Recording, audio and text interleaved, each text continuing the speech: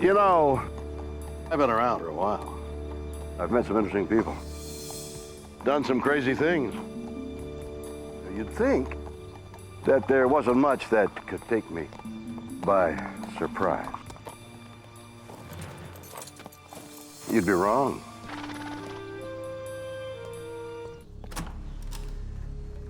The world is full of stories and science and things that amaze and confound me every single day. Incredible mysteries that keep me awake at night.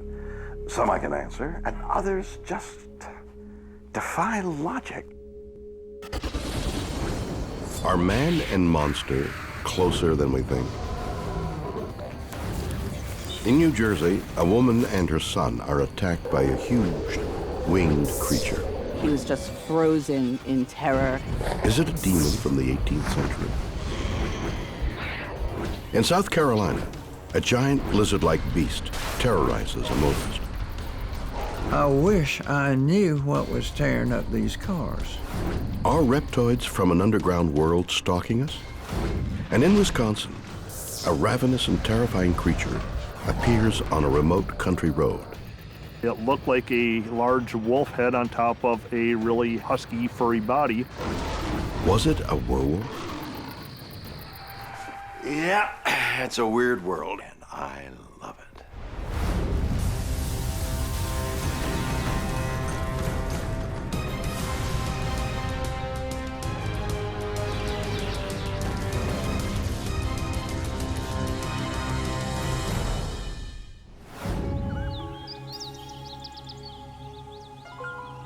You know, I love being in the woods. At one with nature. There's so many wonderful things to see and hear. Look at this little guy. But sometimes forests can be dark and downright terrifying places where you can stumble across things that defy the senses, things that are far more horrific than you could possibly imagine. Lori Winkleman is a mother of three. She lives in southern New Jersey, next to an isolated forest known as the Pine Barrens. It's very unexplored and unfriendly, I guess would be the best description. Lori and her family moved here in 2003. It was then they witnessed the weird and eerie atmosphere of the forest firsthand. There were no squirrels, there were no birds, there was nothing. It was just this quiet, still forest that was very creepy. The family decides to avoid the woods at all costs. But on February 18th, 2004, an event takes place that would haunt them forever. The night stands out in my mind originally because it was the first snowstorm we had down here. Lori ventures outside to turn off the Christmas lights. Her 10-year-old son, Glenn Jr., insists on coming along to help. I had made a buddy system for my kids so that no one was ever allowed to go out alone. As Lori unplugs the lights, she suddenly notices something is very wrong with her little boy. He was just frozen in terror. Lori soon sees why. Someone, or something, is watching them from the forest.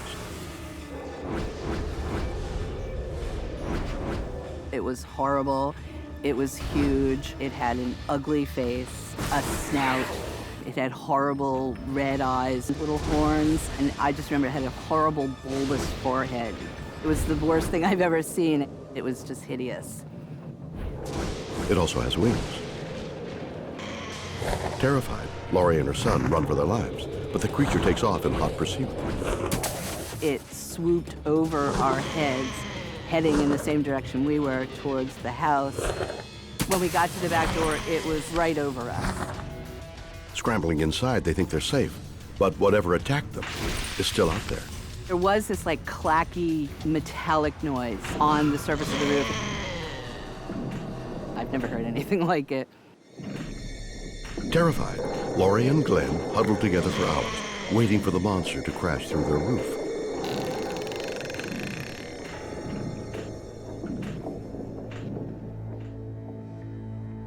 When they emerge the next morning, the creature is gone. But what they see is almost as frightening. We went outside and we saw the tracks exactly where it landed. There were footprints, we couldn't believe it, perfect prints. Lori takes photos of the prints. She's determined to solve the mystery, so she shows the evidence to rangers at a nearby state park. I just said, please let me know what this is. Could it be a cougar? Could it be a bear? It's neither.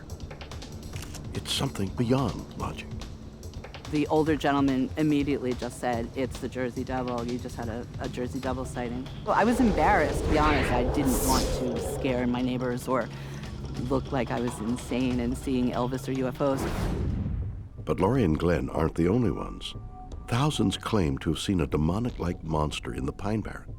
They call it the Jersey Devil. This mysterious entity is believed to have inhabited the forest for over 200 years. Some believe its origins are closely linked to a local witch named Mrs. Leeds, who gave birth to her 13th child in the 18th century. Legend has it, I believe it was deformed. It was horrible, ugly, horrible eyes, snout, horrible forehead. It grew very large and it was very powerful, and it broke out and escaped. Was the winged creature that attacked Lori and her son the deformed child of an 18th century witch? I know what I saw, and I know animals. I just felt like prey. For the first time in my life, I have never known what it felt like to be prey. And I just felt like that. It was awful. It was just really awful. What exactly stalked Lori and her son in the woods behind her home? Are demons real? Women's Studies professor Deborah McGregor doesn't think the Jersey Devil exists, but she does have a monstrous theory. Monster births were understood to be children of the devil. During the 18th century, some children were born with serious defects due to infectious disease and intermarriage. They were known as monster births. The mother of a monster baby would be damned because some people would say that she had sex with the devil. Professor McGregor claims that not only did Mrs. Leeds suffer a tragic monster birth, but it occurred during a period of Christian fanaticism in New England, which made it seem like a sign that dark, supernatural forces were at work. You might wonder how people got the idea of something being born with claws and horns. I think we don't know. The power of legend amazes me in terms of how long this story of the Leeds family should go on. This is from 1735 to 2011. I mean, that's really amazing, someone still remembering that, a sighting of such a creature. People might have thought, well, that's the way a monster looks. Is the Jersey Devil a deformed infant born to an 18th century woman? If so, then how did it turn into the legend of a supernatural creature? It'll keep your kids from going too far, and then maybe they won't get eaten. A woman and her son are attacked by a winged creature in the woods behind their home. Was it a demon from the 18th century, or a legend inspired by a deformed baby? Psychology PhD student Ian Miller agrees the Jersey Devil is a type of monster, one that inhabits our minds. The Jersey Devil is a great example of a meme. According to Miller, a meme is an idea that is transmitted from person to person, infecting our brains much like a virus or a viral video. Memes can describe all sorts of phenomena that we experience on a daily basis, whether it be fashion trends as a good example, or the adoption of different technologies. Miller thinks memes enable legends to survive for hundreds or even thousands of years. The Jersey Devil is it's an example of, I think, an urban legend, and urban legends are great instances of memes. Miller is sure the Jersey Devil meme continues because it serves as a cautionary tale, making the Pine Barrens forest seem scary, even if it isn't. The Jersey Devil, that's a great story that serves a purpose. It'll keep your kids from going too far, and then maybe they won't get eaten. But how did a story of a deformed baby morph into the legend of the Jersey Devil? To demonstrate, Miller has set up an experiment to show how a meme works in real time. What we're going to try today is we're going to revisit a game that we might have played when we were younger called Broken Telephone. A volunteer is shown an image of the Jersey Devil. She in turn describes what she's seen to the next person, and so on down the line. Through word of mouth, the idea evolves, becoming more fantastical each time it's retold. I expect that a lot of the details about this picture are going to be completely lost. Is this monster eating an animal or is it eating a person? The way that the Jersey Devil is depicted in this image has definitely some horror influence to it. It's going to be a kind of scary picture. And I'm expecting that that's a component of the story that might well be repeated as we go down the chain. By the end, the meme has become virtually unrecognizable from the original illustration. Moment of truth, what do we got? A wolf jumping on a nail in the forest. A wolf jumping on a nail. If even one person along the chain misremembers something, these alterations to the story are just going to kind of explode. Here's what we got. I think it definitely illustrated the point that when one person tells another person, they're not making an identical copy of whatever was in the first person's head. Psychology professor Doug Canlan agrees Laurie Winkleman and her son saw something strange and frightening. But it wasn't a demon. It was a human child. Since the founding of Rome, there have been stories about human beings who've been raised by animals. They're called feral children. And they're surprisingly common. Over 400 of these bizarre cases have been documented worldwide. In one case, the famous wolf girls of India, the girls actually grabbed birds and ate them raw. But where do they come from? Is modern civilization creating wild, animal-like creatures that survive purely on primal instincts? Historically, of course, the reason is that parents or guardians realize that they have a child who is not intellectually capable. They have inherited a real problem that's going to cost them their livelihood. The easiest thing is to leave them for nature to take care of. How would you know a feral child if you see one on the street? Well, you would find if you should chat with the person that they had difficulty understanding you, and certainly you had a difficulty understanding them. They probably would not have had a haircut, or done their hair, or had fingernails. They would be interested in knowing whether you had any food with you. And their clothing, if any, would be in tatters. Wow, this story is getting more and more monstrous by the minute. First it's some witch having sex with the devil, and now this other guy actually believes that sweet, innocent children could become horrifying monsters. Is he crazy? Hey, no playing ball. Get off my lawn. I don't think he's crazy at all. Could Laurie Winkleman really have mistaken a feral human child for a hideous monster? Professor Canlan says yes, thanks to the atmosphere of fear and terror inspired by the Pine Barrens. If you're living in a place and you hear something out there every night, you're already primed to be frightened. Canlan feels creepy environments make people think they're dealing with something much worse than it really is. This leads to belief that one is dealing with a subhuman sort of beast who's apt to be dangerous. In point of fact, they're rarely dangerous. So was the Jersey Devil a feral child roaming the forest? Or was it a deformed infant born to an 18th century woman? Or is the mystery of the creature only in our minds? We may never know. Weird or what?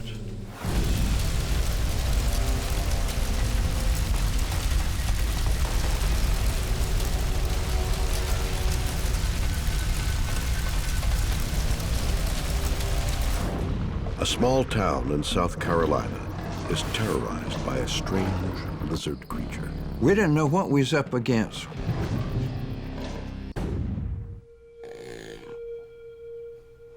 Man-beasts. Throughout history, we've heard of mythical creatures that are somehow part human, part animal. Wow. Now let's assume for a minute that they do exist. It might be possible, right? This throws up some very interesting questions. If they are half and half, which is which? Are they animals with the brains of humans, or humans with the brains of animals? And what do we prefer? Are man-beasts living among us? And if they are, would you want to live alongside a cold-blooded being whose emotions and thoughts are completely alien? In the summer of 1988, Liston Truesdale was the sheriff of Bishopville, South Carolina. This kind of is a sleepy little community. But things soon began to change.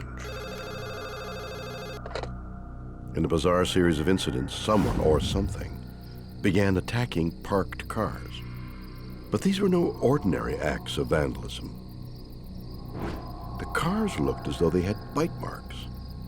This was a very serious situation that attacked in cars, and we didn't know what we had. We didn't know where it was something that escaped from a circus truck or somebody's pet bear, or what it could have been. We didn't know, and we just had to find out the best way we could. I wish I knew what was tearing up these cars. We didn't know what we was up against. Liston would soon find out when one night a terrified high school student named Chris Davis shows up at his police station. Chris Davis was a kid, a 17-year-old boy at the time, and he started telling me what had happened to him. I couldn't believe what I was listening to. Chris Davis had a flat tire. He stopped to fix his flat tire side of the road.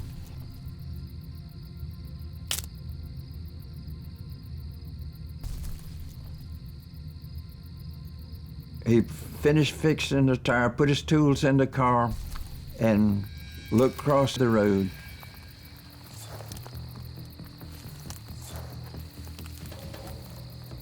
Davis can't comprehend what he sees. A gigantic green creature is watching him from the forest. It was a huge, what he described as 7 feet tall or more, with big red eyes, looked to be a greenish in color, but he really didn't know, and had 3 fingers. Whatever it was scared the hell out of him. The creature begins running towards him.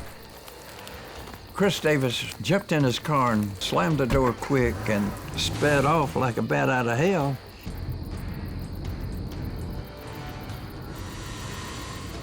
But the creature isn't giving up so easily.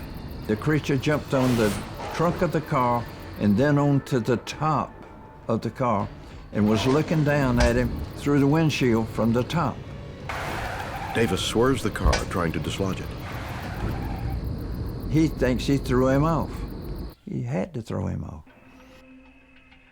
Mystified, Sheriff Truesdale doesn't know what to make of the story. I said, draw it. So he drew it. Truesdale is stunned by the picture. It shows a lizard-like being that stands upright like a human. It wasn't anything like I ever seen. But Sheriff Truesdale needs to know if Davis is telling the truth. We asked him if he would submit to a lie detector test. No problem, he said. Davis passes the test. He isn't lying. But what had he seen? Davis's testimony isn't the only report. Soon dozens of others come forward to describe their encounters with a giant, lizard-like creature. But not everyone is convinced. Well, a lot of people didn't believe it, and a lot of people thought it was a hoax. Crop duster pilot Frank Mitchell knows it's no hoax. Why? He saw it too. The morning of the sighting was a nice day. I got up with a very clear mind, happy as a lark, fixed my coffee like I always do, lit my cigarette, and loaded the airplane as usual, and taxied on out to the runway. Mitchell brings his plane up to takeoff speed. Here I am coming 75 miles an hour, ready to take off. Suddenly, he sees something that turns his blood cold. This thing come out about right where I'm standing and just simply walked right across this runway, right in front of the airplane. This thing was 8 or 9 feet tall, or better. Looked like a big monkey, maybe, with a larger nose, maybe, than a monkey would have, much taller, and a brownish, greenish looking skin. It had a lope in its walk, and it didn't run, it just walked across the runway. It's too late to abort takeoff, so Mitchell keeps going. But as soon as he's in the air, the creature disappears into the woods. I come back around as quick as I could, but I never did see it again, and I didn't say anything about it. Then, a few days later, my buddy said, "Frank, I hear a racket in the woods out here." So I took the shotgun and walked out with him, and my wife followed me. And right under that light, she got a bit by a rattlesnake. The next day, after I carried her to the hospital, which she came out fairly okay, behind me here, there was a whole lot of damage in the woods back here, but I had no idea what did it, all right, unless it was what I had seen just a few days before. Mitchell is convinced that the thing he saw is still out there. I still hear a strange sound to this day that I cannot describe to you. I used to walk almost to the swamp at night, but I don't go anymore at night, period. This property right here I have loved ever since I've been here. However, now I'm curious about it at night, you know, but I do love this property, but there is something out here somewhere in these woods around that swamp. It's a long swamp, and he may not be on this property right now, but it's a long swamp, and he can be anywhere, and I promise you he is somewhere. Did Mitchell see the same animal that terrified Chris Davis? Was it a lizard man? Whatever it was, he's taking no chances. I promise you I wouldn't come out here without my gun and a good flashlight. Could so many witnesses be wrong? What is living in the swamps of South Carolina? Crypto hunter John Rhodes has a theory so weird, if true, it would change the history of evolution. The lizard man of Bishopville evolved here. He continues to live here just like we do. It's just that we don't get to see these guys very often. It's a wild idea. The lizard man is not half human, but a creature that has evolved alongside of us. A human-like reptile known as a reptoid. A reptoid is a combinative word of reptilian and humanoid. And a reptoid is actually a being that has been looked at as being 7.5 feet tall. It's large, very muscular build, large chest. It's got a hand with an opposable thumb and three large fingers with claws. They don't seem to have any ears. There's no hair on the body. The eyes are very large and almond-looking with vertical slit pupils. They have 2 slits for a nose, and their lips and their jawline is very strong, and their their mouth has no lips. It's lipless. And these beings are very imposing when you're looking at them, because you feel that there's just no chance to outrun them or to get away or anything like that. So it's a terrifying event to meet one for the first time. Reptoids evolved naturally on Earth through the lineage of reptiles or the dinosaurs, most likely the dinosaurs. We do actually have scientific evidence that supports this kind of conjecture. There was a scientist by the name of Dale Russell who worked with the Museum of Natural Sciences in Ottawa, Canada, and he was asked by NASA to speculate what extraterrestrial life would look like should we encounter it. And what he did was he took a dinosaur that was alive 65 million years ago named Troodon, and based on its fossil records, he was able to morphologically look forward in time past the point of where they died out to see exactly what they would have looked like later on down the line in history. And the model he came up with was strikingly similar to those reported by people like in Bishopville, South Carolina, or across the United States, but also historically, because the historical records are filled with serpent-like beings or anthropological serpent-like beings who have the ability to talk to humans. Rhodes thinks this points to an astonishing conclusion, that the dinosaurs never actually died out, and may even have evolved in similar ways to human beings. There's potential for a convergent evolution between mammals and what we would think of as dinosaurs. To support his case, Rhodes claims the reptoid's ancestor was an unusually smart dinosaur called the Truodon. It was intelligent, it had a large brain case, its eyes were actually coming from the side of its head towards the front of its face to allow it to have stereoscopic vision. It made a better hunter. Could a supposedly extinct dinosaur have evolved into the creature they call the Lizard Man? Here's what the Lizard Man might look like, an artist's conception of a modern-day Truodon. This illustration is actually very similar to those descriptions provided by the individuals who have sighted the Lizard Man in Bishopville. Did Chris Davis encounter a reptoid evolved from a dinosaur? Rhodes believes not only do reptoids exist with an intelligence to rival ours, but they are living right under our feet. From the research that we've done, it appears that reptilian humanoids and their small populations live in geologically remote areas underground with technology just like we have on the planet. Are they more advanced than us? That's somewhat questionable. If they have evolved longer than us, I would say that's definite. Is an advanced reptoid civilization living somewhere deep inside the Earth? Rhodes realizes his theory sounds far-fetched. Keep in mind, as fantastic as this sounds, scientists know we've only cataloged about 4% of all life on Earth. That means that there's anywhere from 100 to 200 million life forms on our planet we haven't even seen and cataloged yet. Could dinosaurs have survived all these years and evolved hidden from view? Or could there be another explanation?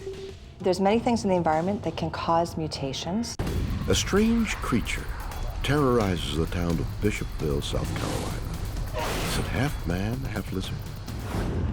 Shannon Bard, professor of environmental toxicology at Dalhousie University, doesn't think the Lizard Man is an evolved dinosaur. She raises an even more bizarre possibility, that the creature could be a normal reptile mutated into a monster by toxic chemicals. There's many things in the environment that can cause mutations. There can be different chemicals in the environment which can interact at a cellular level and actually cause the DNA to get breaks in it, and that causes a mutation. These could be generated at an industrial site or at a hazardous waste site and could accidentally be introduced into the environment, and you could get exposure that way.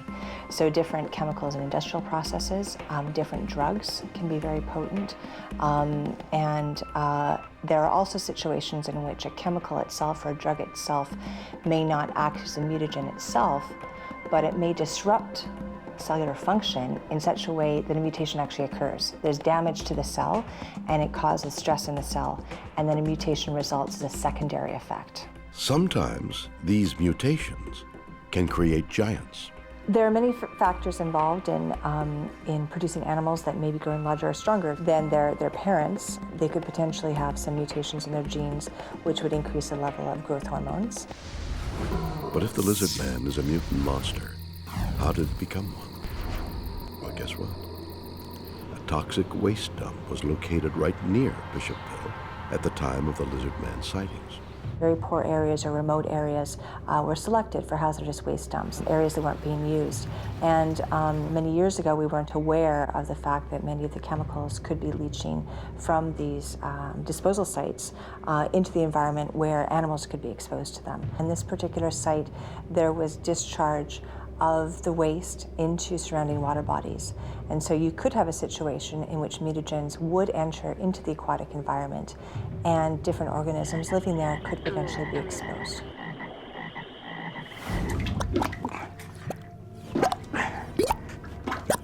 Strange creatures emerging from toxic waste dumps, transformed from cute little critters into giant mutant beasts that terrify the planet. Ridiculous, isn't it? Well, I gotta tell you, I don't think it is. I've had some very serious issues with my plumbing lately. And if whatever it is living in there escapes, all of us are doomed. Could the Lizard Man be a giant rampaging mutant? Ben Radford is the deputy editor of the Skeptical Inquirer magazine. I'm investigating the Lizard Man as, for example, a homicide detective would investigate a murder. You look at eyewitnesses, you look at forensic evidence. He thinks there's less to the Lizard Man phenomenon than meets the eye. You see the same thing with a lot of these sort of mysterious monsters. You don't have direct evidence of these things. You have very, very few eyewitness sightings. Why? Simple. Radford claims people invoke the Lizard Man whenever something unusual happens in Bishopville. People aren't saying, I saw the Lizard Man. People are saying, this is weird, what could it be? Oh, there's a Lizard Man down the road, that must be it. It's an interesting psychological phenomena where people, they attribute things that they can't explain to monsters. But Radford is certain what really drives the Lizard Man stories is money. Of course, the Lizard Man has been an economic boom for Bishopville and elsewhere, people cashing in on it. Then there's the Lizard Man merchandise. We have, of course, a bumper sticker. Who doesn't need that on your minivan? Lizard Man butter beans. I have no idea what this is. It's not for human consumption, I do know that. Dun dun dun dun! The Lizard Man t-shirts. Not just one, mind you, we've got a whole bunch of them. We also got another Lizard Man shirt.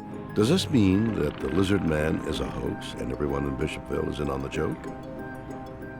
Not necessarily. I think it began as a hoax, but then after that came misunderstandings, misperceptions, people who were like, well, something damaged my car, must be the Lizard Man. Well, no, it could be any number of things, not necessarily the Lizard Man. If it is a hoax, how do we explain Christopher Davis? Didn't he pass a lie detector test? I tried to track down the polygraph test. I couldn't find anyone who would give me any information on it. I'm not saying he didn't, I'm just saying if he did, then where's the evidence for it? And again, if the Lizard Man doesn't exist, how does he account for all the cars damaged by the creature? I've seen the photos, and I'm not impressed. It's clear that whatever these marks are, they're not bite marks, period. End of story. To my mind, the most compelling evidence for the Lizard Man is probably Dixie Rawson's minivan. Her story is that she came out one morning, actually I think her husband did, Robert, and he saw these weird scratches and holes in the front grille of their Dodge minivan. And we're like, what's going on here? What caused this damage to the car? And it actually wasn't Dixie or her husband that originally came up with the idea that the Lizard Man had attacked it. It was actually her neighbors. She told her neighbors, like, well, isn't this weird? Her neighbors like, that must be caused by the Lizard Man. And then she's like, oh, okay, and she'd never heard the story before, and so she basically she basically believed what they said. And, you know, if her neighbors are telling her that it's a Lizard Man, maybe it's a Lizard Man, who knows? What's interesting about it is that her husband actually didn't believe that. Her husband thought that it was caused by a bear. Radford has a simple explanation: vandalism. And he thinks he can prove it. At a junkyard outside Albuquerque, New Mexico, Radford will test his theory. Radford believes he can replicate the so-called Lizard Man damage using common household items. I have a variety of tools I'm going to use, including a pellet gun, I have a hammer, a pickaxe, a saw. Is it vandalism or teeth marks from Lizard Man? Let's find out. This is an attempt to bring some science to it. This gets beyond eyewitness sightings, beyond the reports, to real physical evidence. Finally, Radford gets the results he's looking for. I had a lot of success with one of the screwdrivers that makes holes that look pretty much exactly like the teeth marks. My guess is that it wasn't a Lizard Man that attacked the vehicle, it was a screwdriver. Is the Lizard Man of Bishopville an intelligent reptoid descended from dinosaurs? Is it a mutant lizard born in a toxic waste dump? Or is it a hoax designed to boost the local economy and cover up for vandals? Weird. Or what?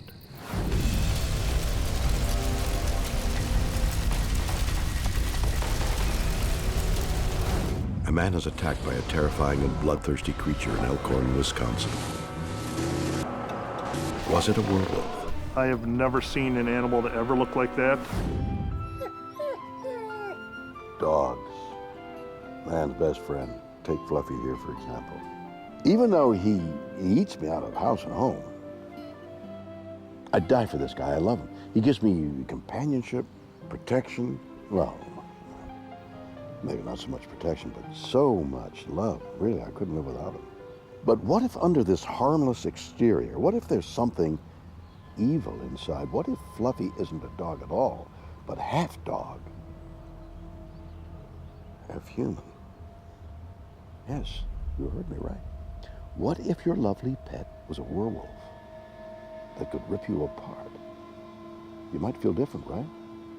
Do werewolves exist? Impossible? Maybe not. Oh my God, this is horrible. You need a bath, young man. Elkhorn, Wisconsin. Stephen Kruger works for the local Department of Natural Resources. His job? Collecting deer carcasses from the highway at night. I'd always pick up at night and grab the deer, bring them back in the morning to the landfill, to the local landfill, and dump them off. But on the night of November 8th, 2006, Stephen came across something else, something so weird, it burned into his memory. I was out traveling, doing my normal DNR deer pickup, and there was a deer I came across on Holy Hill Road that was not on the scheduled pickup list. He stops to check the animal. It was about an 80-pound deer, a doe. They threw down the tailgate, tossed it in the back of the truck. We had to go back in the cab to fill out the paperwork to be able to take the deer properly. But this routine job is about to become a nightmare.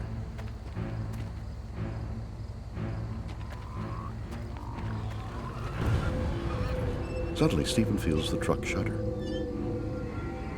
Didn't faze me at first. I thought it might have been the wind or something. And then it shook more vigorously the second time. I looked in the rear view mirror and there it was.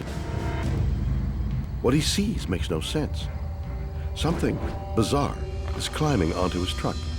I just saw it from the head to the shoulders, a little bit below the shoulders. It looked like it was reaching into the truck to grab, and which I'm only assuming was the deer that I just put in there. What could be strong enough to carry off a 36-kilogram deer? It looked like a large wolf head on top of a really husky, furry body. It was something I never have ever seen before, and I've seen pretty much every animal that I thought was in the state of Wisconsin, from bear to wolves to coyotes. But Stephen's confusion is about to turn to terror. As he watches, the creature stands on its two hind legs, like a man. I guessed it to be around 6.5 to 7 feet tall. It could have been a very large wolf on its hind legs. I've never seen that before. Stared at it for about, I don't even know if it was 5 seconds, might even be too long. I threw the truck into drive because it scared the living daylights on me, and I hit the gas. Stephen thinks he's safe until he hears something strange. I did hear the clunk of the ramp hitting the ground. There was a distinctive metal hitting the pavement type of sound. Somehow, the animal has pulled the deer and the heavy metal ramp right off his truck. Despite his fear, he decides he must go back. I did need to go back and get the ramp because that was a vital part of my job. On the heavier deer, I can't pick up a 180-pound deer on my own. Stephen returns to the scene, but the creature has vanished. When I got back to the area, I just grabbed my flashlight and the ramp, the deer, everything was gone. Did not find anything. Whatever it was strong enough to drag the deer and the ramp off into the woods. Frightened and confused, Stephen heads straight to the police. I figured it was an aggressive animal, whatever it was, so I decided to stop in at the Washington County Sheriff's Department and report the incident.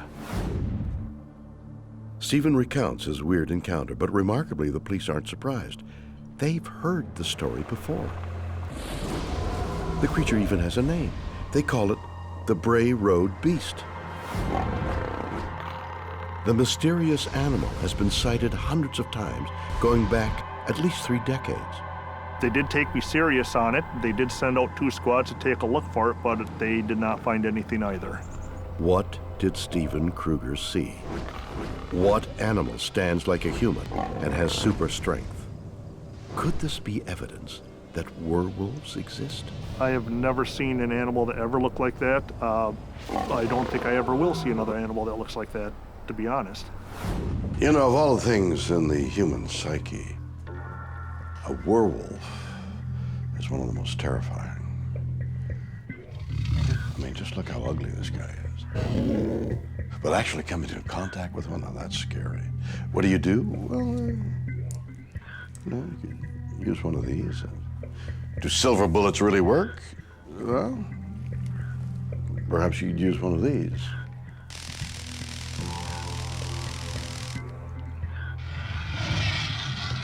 I hope you didn't think I meant that ugly crap.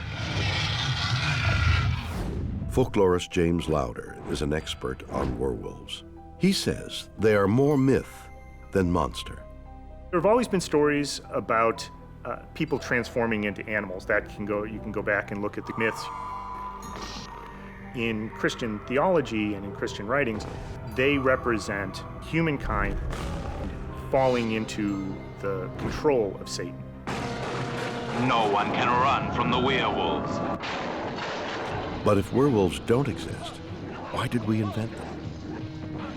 Because they enable us to cope with the darkest sides of our nature. It's a manifestation of the dual nature of humanity. So you can seem like a good person at one point, and you can do horrible things in another instance. The werewolf allows people to deal with the anxiety that anyone is capable of doing horrible things. Horror allows people to confront things in their lives that make them uncomfortable or that cause them stress or anxiety. And it's not surprising that horror is so successful now. Everyday life is incredibly stressful for a lot of people for all kinds of reasons. But when they view a horror movie or they read a horror story, it allows them to confront those fears, confront those anxieties, and it hopefully dismiss them then at the end, or at least feel better about their situation. But if this is true, what did Steve Kruger see? Was it just a trick of his mind? Lauder has another compelling theory. He's somebody who's been a hunter. As a contractor for the DNR, he's seen animal bodies. He knows what they look like. He recognized that it was something that he didn't understand what it was, and that it was an animal. But what animal fits the description given by Steve Kruger and hundreds of others who have come into contact with the Bray Road Beast? Normally, we get the gray wolf, is the typical kind of wolf we see in the state. More recently, environmentalists have found that there are eastern wolves that have moved into the area. Could 2 species of wolves be breeding, creating a new hybrid creature? It's certainly possible that there are species in the area that people haven't identified. It certainly could have been a species of wolf that he hadn't seen before, or some kind of animal that is a hybrid. Is the Bray Road Beast a new, frightening species of superwolf? Or is the explanation even weirder? Researcher Phil Dingra has a mind-blowing idea. Sightings like this are evidence of an incredible evolutionary leap. Wolves that have evolved to walk on 2 legs. It's very much possible that what people saw are animals that are exhibiting bipedal behavior. Could be a wolf, could be a bear, could be something else. Bipedalism isn't actually that hard. Dingra claims wolves could have become bipedal through a natural process. Punctuated equilibrium is the idea that rapid changes in evolution can happen in a short period of time. But why would wolves want to walk like us? We trap their rabbits, we kill their deer, and we have read about wolves' declining population. Eventually they're going to go extinct. Dhingra believes wolves are being forced to evolve in order to survive. The ability to stand upright can give animals an edge, especially when it comes to scaring off competitors. There's many advantages to walking on two legs. I think the ones that are commonly cited for why humans found it advantageous to walk on two legs is that in the savannas, when all the vegetation was getting scarce, they were able to see above the horizon to look for other places for food. So that's called the visibility hypothesis. Another advantage to standing on two legs is for display. It's called the display hypothesis. This is about threatening other rivals. If you stand up, you are taller, you are larger, you're more threatening. If true, the Bray Road beast would be in good company. All kinds of animals, from birds to kangaroos, have evolved to become bipedal. What we have to really think about is that all of the features of the Bray Road beast, none of these things are exotic. It is a creature that is straight out of the animal family, animal kingdom. Did Steven Kruger and hundreds of others see a wolf that has learned to walk on 2 feet? And if so, why hasn't it been caught? It's some sort of other dimensional manifestation. A terrifying creature attacked Steven Kruger's truck in a lonely Wisconsin woods. Was it a werewolf? Or a wolf that learned to walk like a man? Paranormal phenomena expert Linda Godfrey apparently has the answer. She was a reporter on the scene when the first Bray Road beast sightings began in 1991. To my surprise, when I began to investigate, I found out that there was a wide variety of witnesses. None of them seemed to have anything to gain by lying, and most of them were genuinely frightened by what they had seen. These eyewitnesses described a beast much like the one that attacked Steven Kruger's truck. They were seeing a creature that stood 5 to 7 feet tall, looked like an upright wolf running or walking on its hind legs. Godfrey's investigation led her to a startling revelation.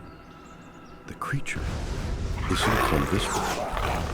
It's some sort of other dimensional manifestation, similar to the Native American concept of spirit creatures that cross back and forth from a spirit world to ours. Does the Bray Road beast travel at will between our reality and another beyond? Yes, says Godfrey, and here's how. They use ancient Native American religious sites as portals to the spirit world. They're called effigy mounds, man-made piles of earth in the shape of animals, and Wisconsin has more of them than anywhere in the world. They represented different facets of the animal kingdom, from water creatures to land creatures to air creatures. The people who built the effigy mounds, their shamans were able to bring forth spirits that would guard the mound. Could this be true? Well, think about this. Most sightings of the Bray Road beast have taken place in or around effigy mounds. Is the creature somehow using ancient religious sites as a gateway from another dimension? But it just is very odd that the hot spots of dogman sightings are all very close to these concentrations of certain types of effigy mounds. I discovered almost accidentally that concentrations of a certain type of effigy mound that have a very long tail and are either called the panther, lizard, or water spirit mound correspond almost exactly with hotspot sightings areas of the dogman. I don't pretend to fully understand it, and I hope someday that I figure out a little bit more about it. Was the creature that terrified Steven Kruger a supernatural being from another world? Is the Bray Road beast a wolf that evolved to walk on 2 legs? Or are werewolves real and living in Wisconsin? Whatever the truth, this story is most definitely weird, or what?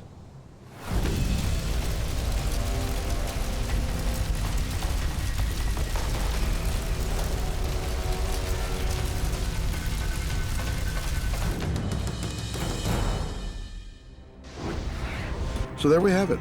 3 stories of mysterious creatures that seem to be half man, half beast. A winged demon suggests an 18th century legend is true. Does the Jersey Devil really exist? a lizard man terrorizes residents of a South Carolina community. Is it a highly evolved dinosaur?